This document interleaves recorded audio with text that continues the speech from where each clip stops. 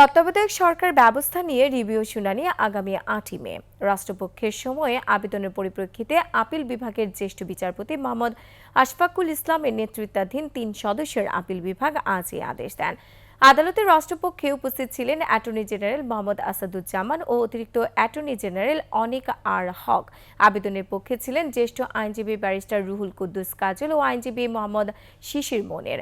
সংবিধানে তত্ত্বাবধায়ক সরকার ব্যবস্থা অন্তর্ভুক্ত করে সংবিধানের ত্রয়োদশ সংশোধনী জাতীয় সংসদে গৃহীত হয় ১৯৯৬ সালে। এই সংশোধনীর বৈধতা চ্যালেঞ্জ করে ১৯৯৮ সালে অ্যাডভোকেট এম সলিমুল্লাহ সহ ৩ জন আইনজীবী হাইকোর্টে রিট করেন।